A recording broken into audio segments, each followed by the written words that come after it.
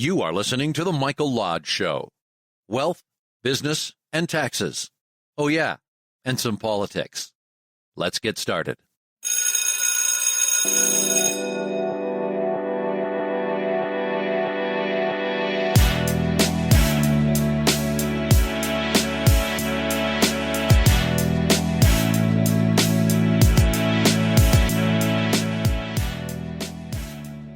And good morning. This is Mike Lodge. I'm glad you've joined me. Well, so we had kind of a long and drawn-out election night, right? And still going on. Purdue hasn't been called, or one of the Senate races hasn't been called. So we're still waiting on that. It was interesting to watch, to see just how the numbers went back and forth like a tennis match last night. And it was... I tell you, if you watch the news, I mean, I was switching back and forth between all of the news stations, and they were all over the place. They didn't know exactly what was going to happen, and some of them were panicking, some of them were upset, and then numbers changed again, and then everybody became happy. Unfortunately, and this is what we're going to talk about this morning, is that elections have tax consequences. And the reason I'm bringing this up is because there is a totally different view on how individuals should be taxed by both political parties. Okay? Democrats have already stated through President-elect Biden that he's going to raise taxes.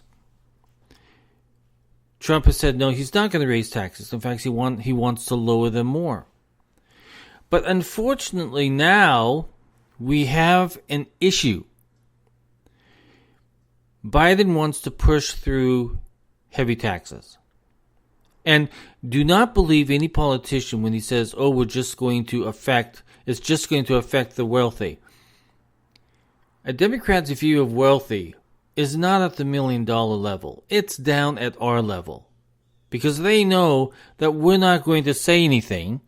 So they're going to tax everybody. Because what happens is that when the bill goes into Congress, and when it comes out of Congress and it goes over to the Internal Revenue Service, where the IRS has to interpret it, it becomes a totally different thing. Just as what it did with Obamacare, it was supposed to be just a fee and it became a tax because once it got over to the Internal Revenue Service, they deemed it a tax under the IRS code. So do not ever believe any politician who says that they're going to only tax the wealthy. The wealthy is you and me too. Okay?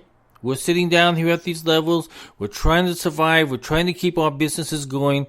But tax consequence of an election is that if you put somebody in office who is gung-ho on raising taxes, it's going to affect you, and it's going to affect me, and it's going to affect everybody.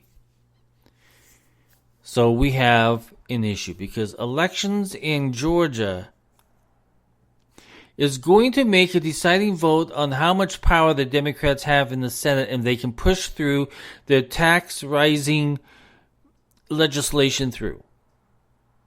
Now we had a buffer there with the Republicans in charge. We had a buffer. Now if both of these seats in Georgia go straight to the Democrats, then the Democrats become in control. Or if it really doesn't even do that, it makes it a 50-50 vote. And the only one that makes a decision on the divided Congress is the Vice President of the United States, because he becomes the President of the Senate.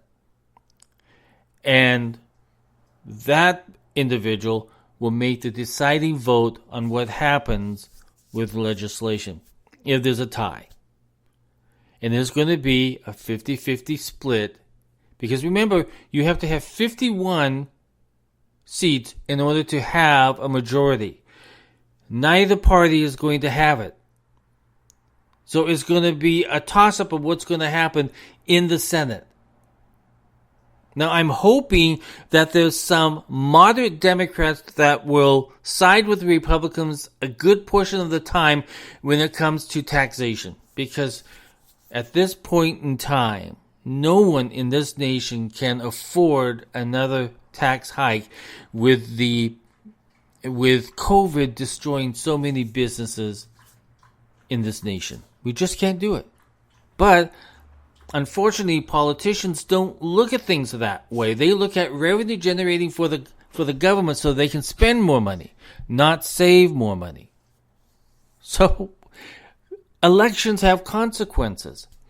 If you're really interested in this, you need to take a case study on what has happened in California when they have had a Democratic legislature for so long and a Democratic governor for so long, a Democratic in almost every single administrative role in California.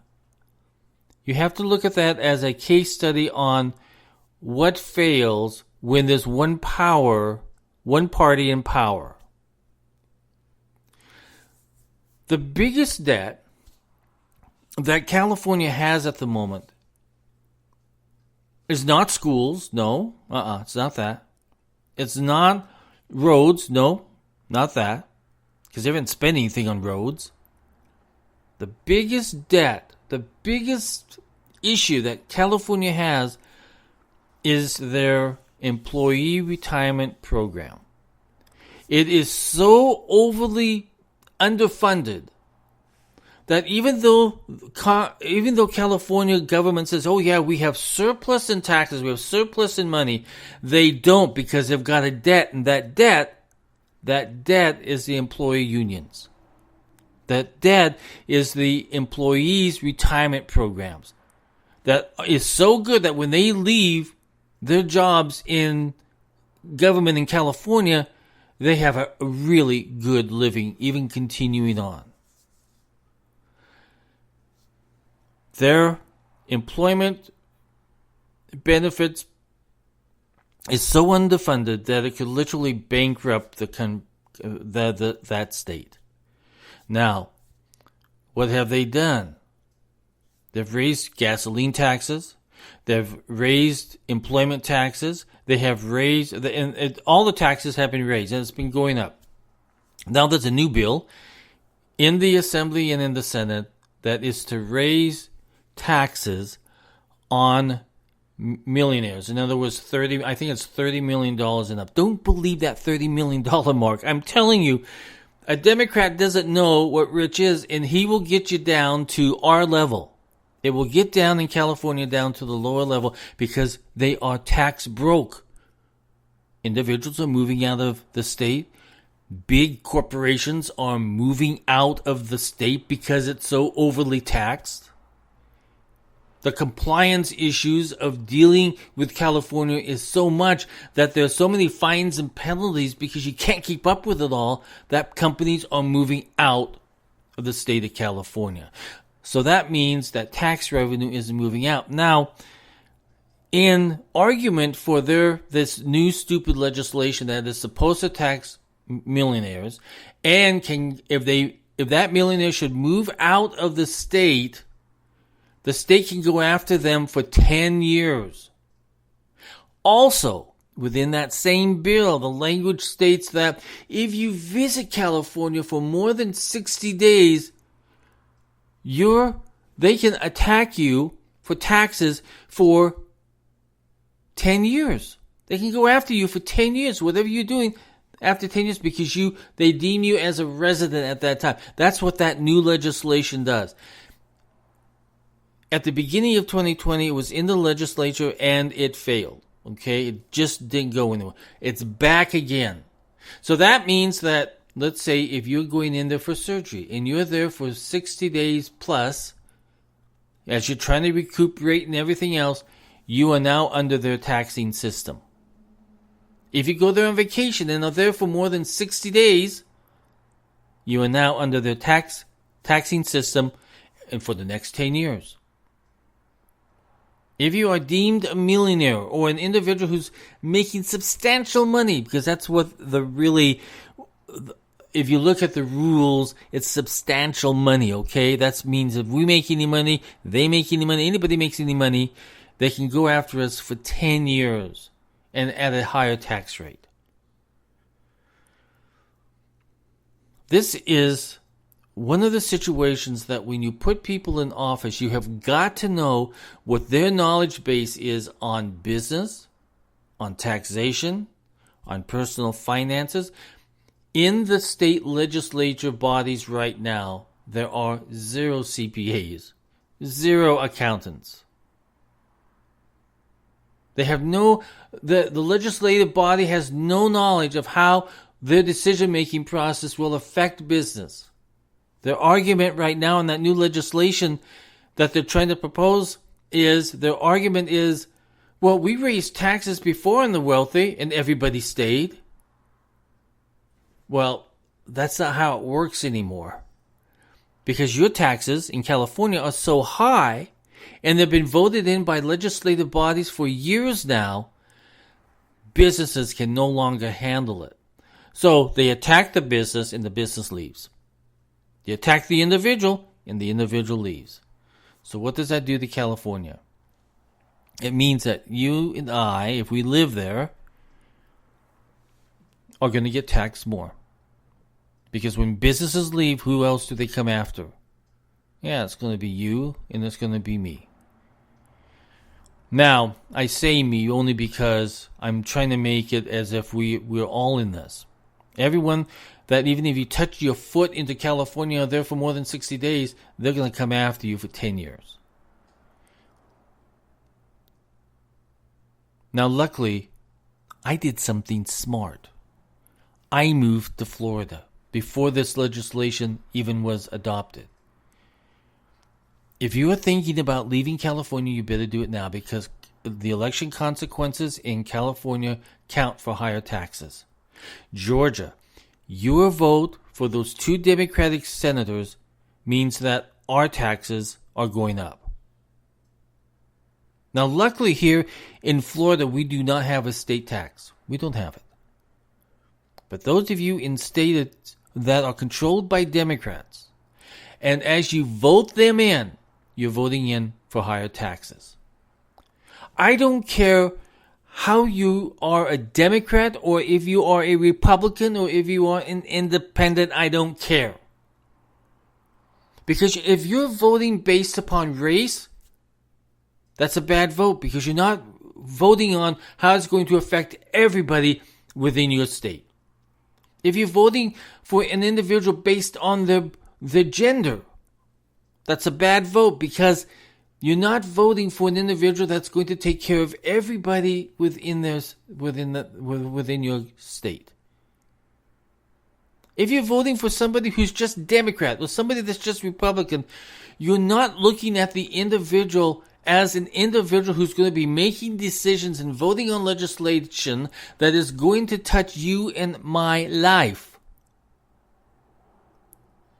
Instead, you're doing a political vote instead of a logical vote of what's good for the nation. And higher taxes is not good for the nation. The more money that you put into the government, the more they spend. They never reduce it, they always spend. And they have budgets, and if they don't spend their budgets, they always feel, well, if I don't spend my budget, I can't ask for the same amount next year. So they spend every single dollar on nonsense. Your vote, my vote, matters tremendously when it comes to our personal finances. Now, the individuals who have the big money, they are looking for friendly tax homes. That is, those countries who will do something for them. It's a good move for them. So they're looking at that. They're looking at, in fact, they're doing it right now. Wall Street is moving most of their capital offshore. Why? Because they see high taxes coming. They see unemployment going higher because the taxes are so high, and the compliance issues to deal with government and to operate a business is so high, they're getting out. They're going to another country where they can operate in a safe haven, where they're not going to be attacked by politics every single day. So people are looking for tax homes. In the United States, people are moving out of California to find a tax home that is friendly to them, that's going to help them. Businesses are moving out of tax-heavy states like New York and California and trying to find tax homes that are more friendlier to them. It's common sense. It's logical. So those states who are consistently talking about raising taxes are going to lose out with businesses moving out. Those states who say, no, we're not going to tax you anymore, come on over. Nevada, no state tax. Florida, no state tax. Texas, no state tax. Washington, no state tax. I mean, you're looking at all of these states that don't have state taxes. Yeah, people are going to move to them because they are tax-friendly states. California is no longer a tax-friendly state. It is no longer a business-friendly state. Same with New York, especially in New York City. We're seeing investment houses moving into the state of Florida because there's no tax here. There's no complications here.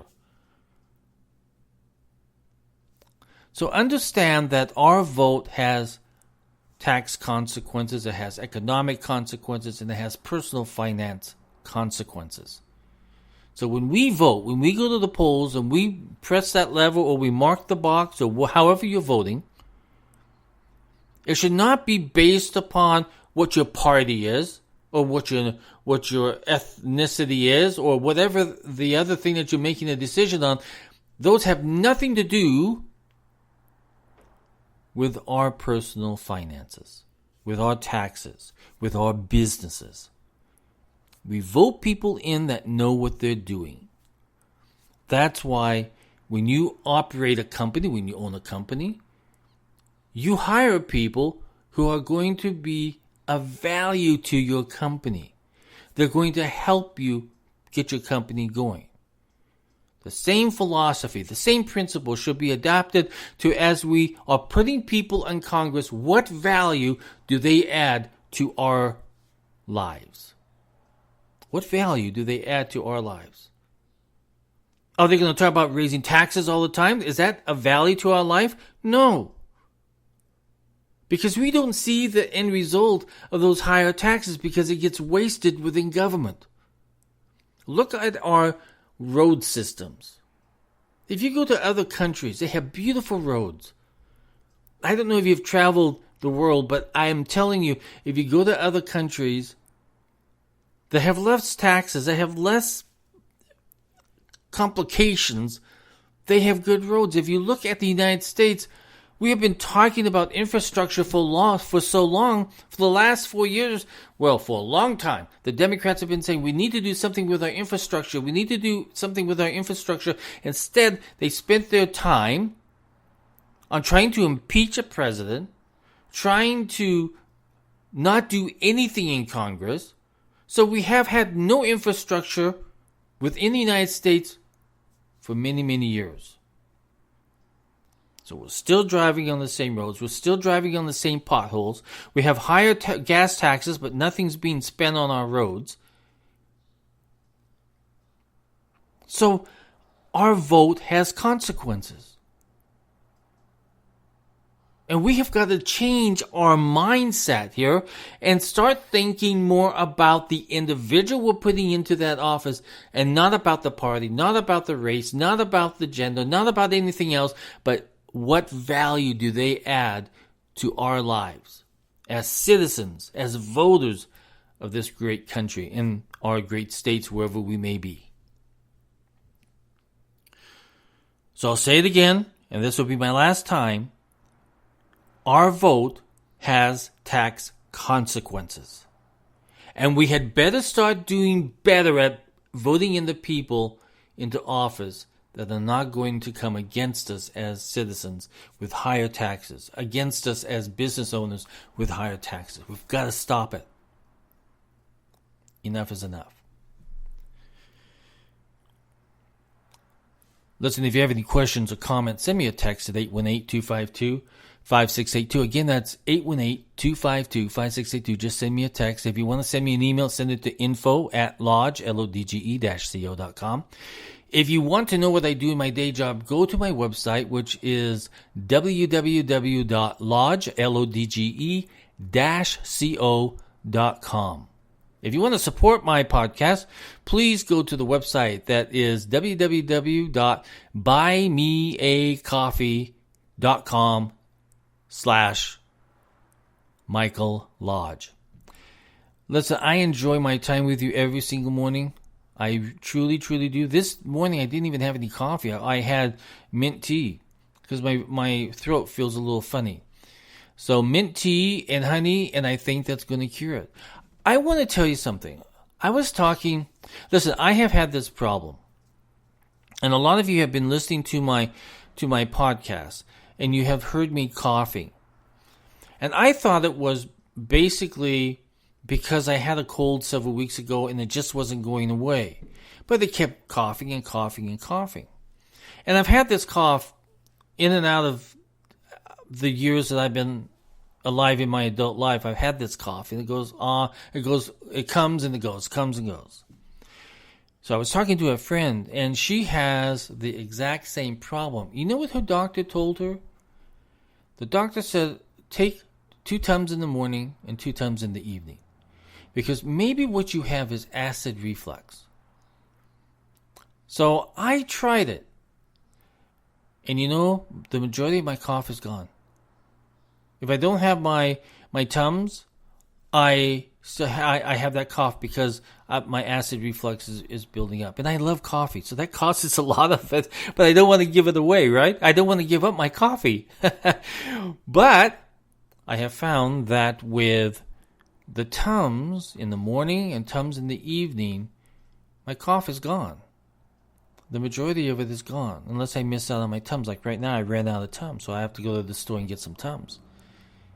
But I was amazed that just that simple little thing, thinking that it was based upon my cold and everything else and allergies and everything else, I never had given it any thought process that, well, maybe it is because of my acid reflux. And then I was thinking about a conversation. I was flying from Los Angeles to South Carolina.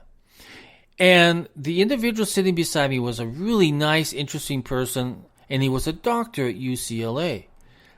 And he says, how long have you had that cough? I said, well, normally I get the cough like when I'm traveling or if I'm at work or something, I get it.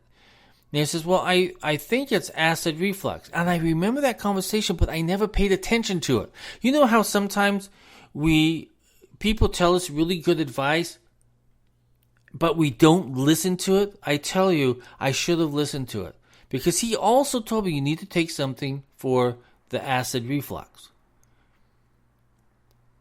And I thought about that. Now that was 6 years ago that I had that conversation on that plane. And then I had the conversation with my friend just a couple days ago.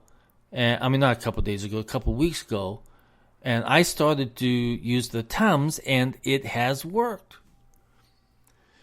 So it's amazing sometimes how the simplest of items in our lives can be helped by just a simple thing. It's a simple thing in diet, simple thing in the way that we deal with our issues within our body.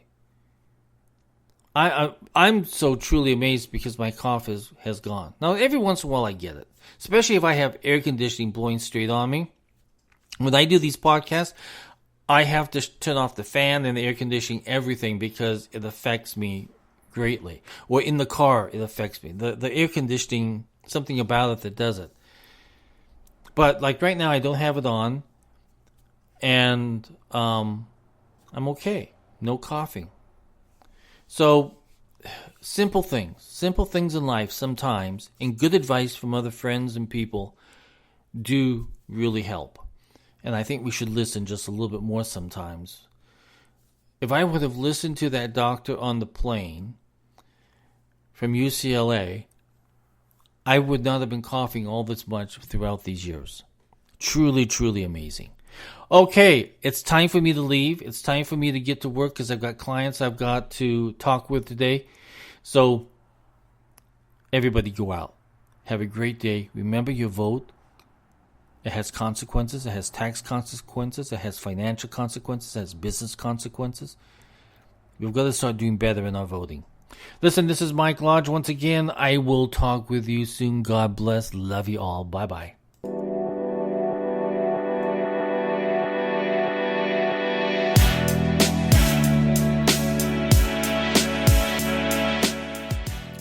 This podcast has been produced by Michael Lodge, fully focused on content.